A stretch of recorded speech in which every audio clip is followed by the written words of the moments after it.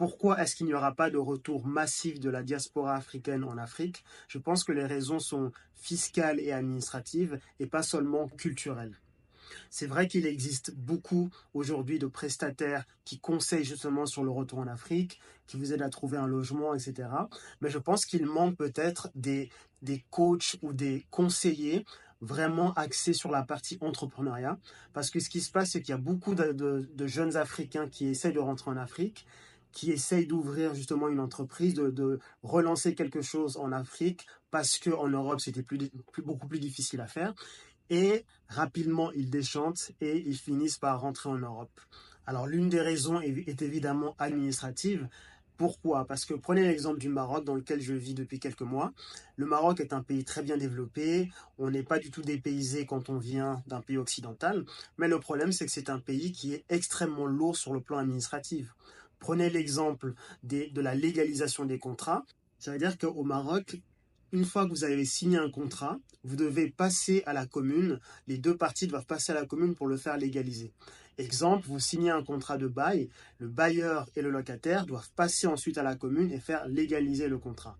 Pareil, vous signez un contrat de travail avec un nouvel employé, vous devrez tous les deux passer à la commune et faire légaliser le contrat. Vous avez une lourdeur administrative qui vous empêche totalement d'avancer et qui fait que je pense que c'est plus difficile pour des start-upers, pour des jeunes entrepreneurs venus d'Occident de venir s'implanter au Maroc. C'est beaucoup plus facile, je pense, le Maroc pour de très grosses structures, de très grandes entreprises, parce que le pays a fait ce qu'il fallait pour que ces grandes entreprises puissent s'installer. Et d'ailleurs, il y en a énormément qui s'implantent au Maroc. C'est très proche de l'Europe, etc. Donc il y a beaucoup de facilité. Il y a plus de facilité pour ces grosses structures-là. Les autres pays, comme par exemple le Sénégal, dans lequel je suis également actif, ont le même problème. Ça veut dire qu'il y a beaucoup de difficultés administratives. C'est extrêmement lourd, ça prend beaucoup de temps et ça peut totalement vous décourager de passer d'une administration à l'autre pour des démarches qui sont parfois similaires. L'information n'est jamais très claire et vous pouvez tourner comme ça d'administration en administration pour trouver parfois une réponse très simple comme dans quel régime fiscal je suis, où est-ce que je dois enregistrer mon entreprise, où est-ce que je peux demander un soutien financier, etc. Donc ce manque d'information peut faire que vous perdez énormément de temps et que vous n'arrivez pas rapidement à lancer votre entreprise ou votre activité. Alors l'autre difficulté qu'il y a en Afrique, c'est évidemment la fiscalité. Le problème de la fiscalité, c'est que il y a la fiscalité et il y a les contrôles et j'ai envie de dire peut-être les corruptions qui peuvent entourer ça. Le problème, c'est quoi? C'est que dans la plupart des pays, je dirais francophones, les taux sont alignés, je pense, à ceux de la France. Par exemple, au Maroc, pour les bénéfices nets de plus de 100 000 euros, vous payerez 31%. Au Sénégal, la taxation est également de 30% sur les bénéfices nets. Au Congo-Kinshasa également, c'est 30% environ. Mais le problème, c'est que vous pouvez en tout temps avoir des taxes qui vont s'inventer, s'ajouter selon le contrôleur, selon la personne qui vient vous contrôler. Le problème, c'est justement ça, c'est que vous êtes toujours dans cette peur que la personne qui contrôle vos impôts vous mette des bâtons dans les roues ou bien cherche quelque chose, la petite bête, pour vous taxer davantage. Et en fait, vous vous retrouvez souvent dans une négociation d'homme à homme et vous avez l'impression de ne plus avoir affaire à un État avec des règles claires, des règles fixées d'avance et qui vous permettent justement de vous projeter. La différence, c'est que dans les pays occidentaux, notamment en Suisse pour mon cas, le taux est environ à 15% et on sait que c'est fixé. Alors bien sûr, la Suisse, c'est très difficile de faire du business en Suisse. J'ai déjà fait des vidéos là-dessus. Mais à partir du moment où on arrive à passer le cap des différentes taxes et des différents impôts, on sait que le surplus est un bénéfice réel pour nous. Contrairement à beaucoup de pays africains où en fait, on aura toujours l'impression que l'État, ou en tout cas les personnes qui travaillent à l'État, vont essayer de tout faire pour réduire au maximum nos revenus, ou pour, même dans les pires cas de corruption, entrer, entre guillemets, presque dans notre entreprise et partager les gains avec nous. C'est donc ce cannibalisme un petit peu qu'il peut y avoir sur le plan fiscal qui peut être très décourageant pour de jeunes entrepreneurs, pour des start-upers, etc. On peut également parler du cannibalisme communautaire ou familial, qui est très difficile, surtout pour les personnes qui reviennent dans leur pays d'origine, ce qui n'est pas mon cas. C'est-à-dire que vous êtes sénégalais, vous revenez au Sénégal, bah, vous aurez en fait toute la famille qui peut être en fait un facteur de déstabilisation, un facteur de pression pour vous. C'est-à-dire que chaque fois que vous gagnez quelque chose, chaque fois que vous mettez votre richesse en avant, bah, il y a plein de gens autour qui vont essayer d'en profiter, qui vont essayer d'en faire partie et qui peuvent justement ruiner tout votre projet. Autre problème également qu'on peut amener, c'est celui de l'argent, des gains qu'on fait, comment est-ce qu'on peut en profiter pleinement. J'avais déjà fait une vidéo où je parlais de la difficulté de faire sortir son argent du Sénégal vers les pays occidentaux. Si vous prenez l'exemple du franc CFA, il y a beaucoup de débats sur le franc CFA, mais le problème est réel parce qu'il y a beaucoup d'entrepreneurs qui font des affaires, notamment au Sénégal, et qui ne peuvent pas prendre les bénéfices et les amener par exemple en France. Pourquoi? Ou bien en Suisse ou ailleurs. Pourquoi? Parce qu'en fait, le franc CFA, une fois amené en Europe, n'est pas convertible. Aucun bureau de change, aucune banque ne va prendre cette monnaie et la convertir par exemple en euros, en USD ou en CHF.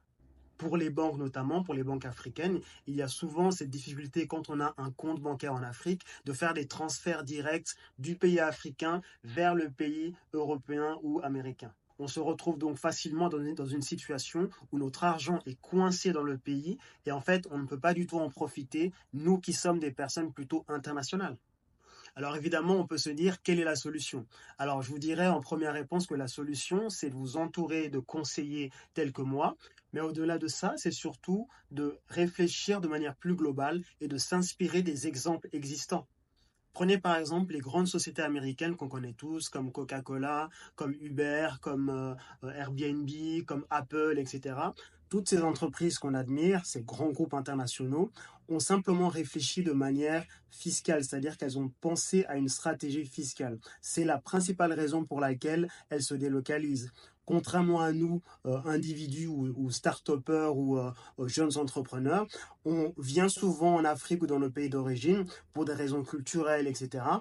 Et on essaye aussi, ce qu'on veut simplement faire, c'est lancer une activité pour gagner en indépendance, pour s'enrichir, etc.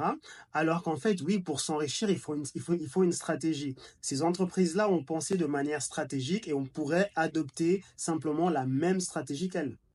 À titre personnel, je conseille souvent à mes clients de bien réfléchir quand ils veulent s'implanter en Afrique et qu'ils ont des activités en Europe, de bien réfléchir où est-ce que le plus gros de leurs affaires se trouve et est-ce que ça vaut la peine de vraiment tout bouger en Afrique. Pour en revenir donc à la diaspora africaine qui veut s'implanter en Afrique avec tous les échecs que ça comprend, avec tout ce qui se passe de difficultés, etc. C'est simplement d'avoir une réflexion, de savoir est-ce que ça vaut la peine de venir en Afrique et tout miser ici, tout investir ici, au lieu justement de réfléchir de manière plus stratégique, notamment en conservant son activité principale ailleurs, tout en ayant une filiale ou une succursale en Afrique pour justement limiter les risques et essayer de limiter l'exposition fiscale. Concrètement, c'est se poser la question de savoir est-ce que je mets le 100% de mon investissement et je développe le 100% de mes activités dans un pays africain avec ce que j'expliquais de difficultés sur le plan fiscal et sur le plan administratif, ou est-ce que je laisse justement la majorité de mon activité, le cœur de mon activité dans un pays avec une fiscalité beaucoup plus souple, avec un administratif beaucoup plus simple et simplifié, et puis justement, je garde simplement une partie à travers une filiale ou une succursale en Afrique, etc. Donc c'est vraiment de réfléchir de cette manière, de savoir qu'il y a pour l'instant des difficultés en Afrique sur le plan administratif, sur le plan fiscal, et ça peut être intéressant de regarder de manière plus globale, de penser, même si on est petit, de manière vraiment comme si on était une multinationale, pour éviter justement de tomber dans des pièges fiscaux, administratifs, de corruption, etc.